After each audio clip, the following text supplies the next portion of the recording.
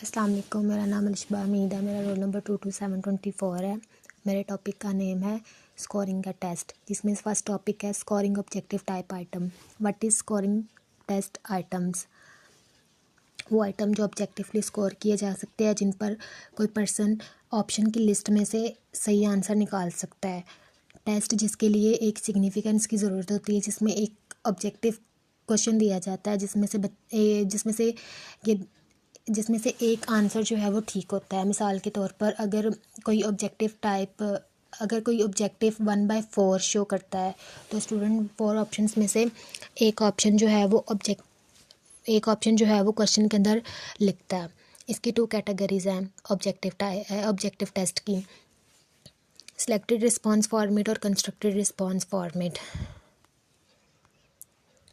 Further categories of selected response format, जिसमें आ जाता है सिलेक्शन टाइप, ट्रू और false, matching type, multiple choice.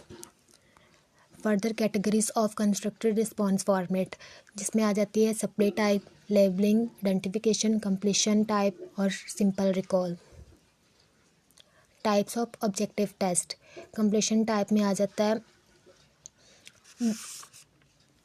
Completion type में फिलिंग द ब्लैंक्स आ जाती हैं, मैचिंग आ जाती हैं, ट्रू और फॉल्स आ जाते हैं, बच्चे को दिया जाता है। और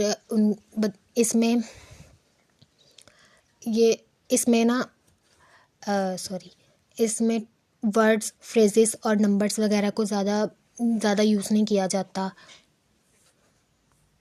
और ट्रू और फॉल्स में आ जाता है, ट्रू और फॉल्स में बच्चे को अल्टरनेटिव चॉइस टेस्ट क्वेश्चन दिए जाते हैं, जिसमें बच्चे ने सही आंसर देखना होता है कि कौन सा सही आंसर है उसमें और कौन सा नहीं। इससे उनकी काबिलियत का अंदाज़ा लगाया जाता है कि उनको कितना आता है और कितना उन्होंने पढ़ा है, और जो उनको पढ़ाया गया है वो उन्होंने सही उसके अंदर निशान लगाए हैं या नहीं लगाए। मल्टीपल टाइप आइटम में आ जाता है, मल्टीपल चॉइस क्वेश्चन दिए जाते हैं। लिस्ट के अंदर एक लिस्ट बनाई जाती है जिसके अंदर मल्टीपल चॉइस क्वेश्चन दिए जाते हैं बच्चे को, जिसमें से बच्चे ने देखना होता है कि बच्चे ने देखना होता है कि इसके अंदर कौन सा आंसर ठीक है और कौन सा नहीं ठीक है। उसके बाद मैचिंग टाइप आइटम आ जाती है। मैचिंग टाइप आइटम में भी मैचिंग दी जाती है, बच्चे को मैचिंग दी जाती है, जैसे match the capital with the country. ऐसे ही किसी भी कंट्री के हवाले से दे सकते हैं कि कौन सी कंट्री किसके अंदर आती है, इसको मैच करो, और किसका कैपिटल कौन सा है जैसे। और हम कोई भी फिलिंग द ब्लैंक्स दे सकते हैं बच्चे को किसी भी तरह की, कि बच्चे को जो पढ़ाया गया ना वो अंडरस्टैंडिंग उसकी हुई है या नहीं हुई है, हमने देखनी होती है बच्चे को कितना आता है। उसके बाद लेबलिंग टाइप आइटम्स में आ जाता है। इसमें बच्चे को डायग्राम, मैप और ड्राइंग वगैरह और पिक्चर्स वगैरह दिखाई जाती हैं, जिसमें बच्चे को लेबल करके सिखाया जाता है, लेबल करके बताया जाता है कि ये चीज़ यहाँ पर है, ये चीज़ यहाँ पर है। जैसे किसी भी कंट्री का नेम बताना हो या किसी भी जगह का नाम बताना हो, कि बच्चे को ये समझाया जाता है कि यहाँ पर ये चीज़ यहाँ पर बनी हुई है, ये चीज़ यहाँ पर बनी हुई है और ये चीज़ यहाँ पर मौजूद है। उसके बाद हम टॉपिक 2 देखते हैं, स्कोरिंग सब्जेक्टिव टाइप।